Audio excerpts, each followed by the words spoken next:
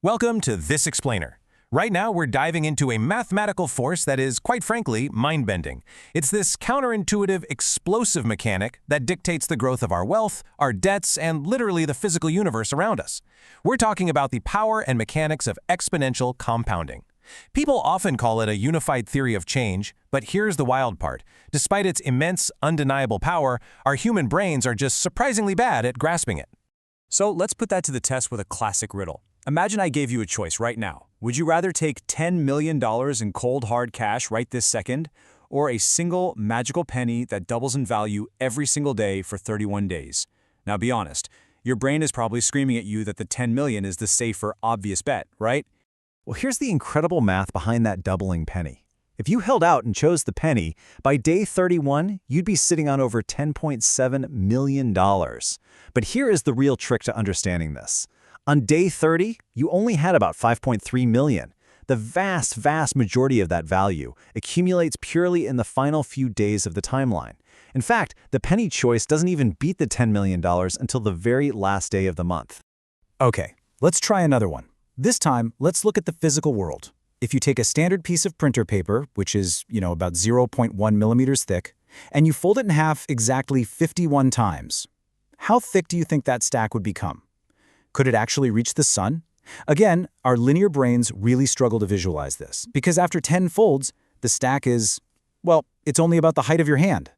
But this brilliantly illustrates the math all over again. At 51 folds, that stack of paper reaches well over 225 million kilometers. To put that completely astronomical number into perspective, the average distance to the sun is about 150 million kilometers. So yeah, 51 folds easily shoots right past the sun. It's just a staggering visualization of how geometric progression actually works. Finally, consider this legendary tale. An ancient inventor asks his ruler to be paid simply in wheat. The deal is, they place one single grain on the first square of a 64-square chessboard, 2 on the second, 4 on the third, just doubling the amount on each successive square. Now the ruler thinks, wow, what a cheap, meager prize. But was it? Not even close. That supposedly modest request results in over 18 quintillion grains of wheat, literally enough to cover the entire surface of the Earth inches deep. To frame that, it weighs roughly 1,400 times the modern global annual harvest. The ruler, completely trapped in linear thinking, totally missed the loop dominance of exponential growth. So here's the crucial takeaway. If you didn't guess those answers correctly, don't worry, you are absolutely not alone. Human brains suffer from a highly documented phenomenon called exponential growth bias. Basically, we have this evolutionary tendency to think linearly. We just expect steady, additive changes, and so we severely underestimate geometric, explosive multiplication. Get this. Studies actually show this bias can reduce potential life savings by over 60% compared to someone who just uses an accurate calculator. Section 1. A brief history of compounding. To really understand how we can overcome this bias, we need to look back, because this isn't just some modern banking invention. Way back around 2400 BCE, ancient Sumerians conceptualized interest as breeding livestock. In fact, their actual word for interest, mash, also meant the offspring of livestock. We see the concept heavily regulated in ancient Rome, mathematically formalized over in Europe by Fibonacci in 1202, and then spectacularly proven by Benjamin Franklin's famous 200-year patient capital experiment for Boston and Philadelphia. Compounding has quite literally shaped human economies for millennia. And it was built so deeply into human culture that ancient civilizations actually structured their baseline commercial interest rates around their native mathematical numbering systems, just to make the math easier. Sumer and Babylon used a base 60 system, which naturally led to a standard 20% annual rate. Ancient Greece, they used base 10, setting standard rates right at 10%. Meanwhile, Rome's base 12 system led to an 8.33% rate. It's just fascinating how these early bureaucrats completely intertwined math and commerce. Section 2. Building Wealth. Rule of 72.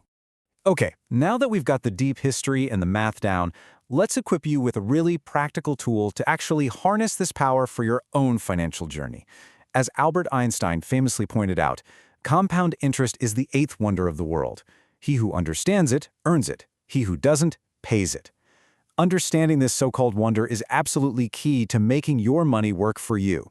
It's all about letting your returns sit there and generate their own returns over time. And you can start unlocking this eighth wonder today using something called the Rule of 72.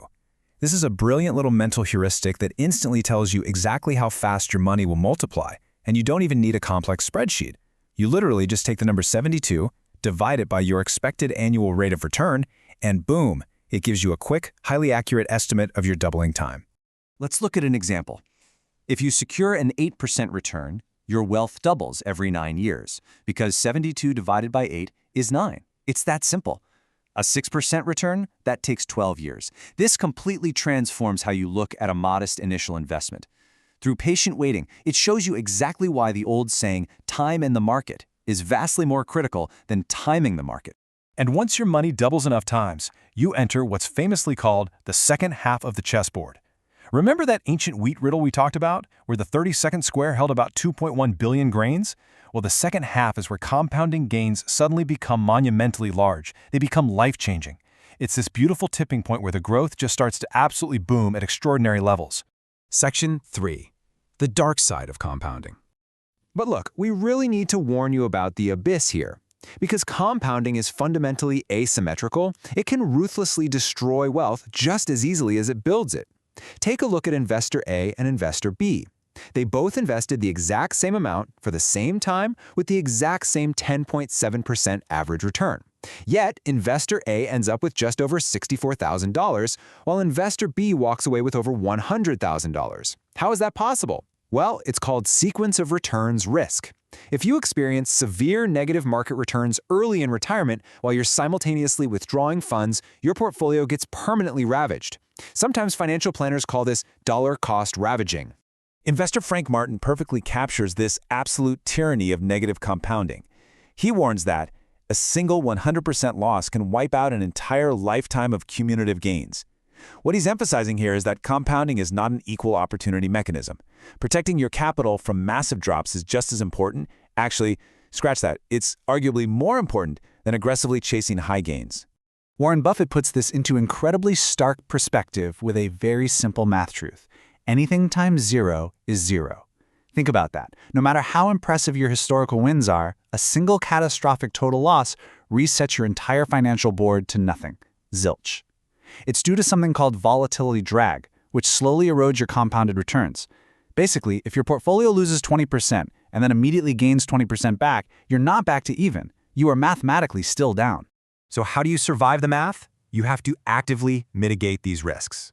First, absolutely avoid high-interest credit card debt. That debt snowballs against you, because remember, that is compounding perfectly for the bank, not for you. Second, intentionally construct portfolios that minimize extreme downward volatility. And finally, be extremely careful managing your retirement withdrawals during market downturns so you don't fall victim to that sequence of returns risk we just talked about. Ultimately, just like Einstein implied, you are either earning compound interest or you're paying it. The math of exponential growth is happening all around us every single day. It governs our financial systems, our debts, and even the physical limits of our world.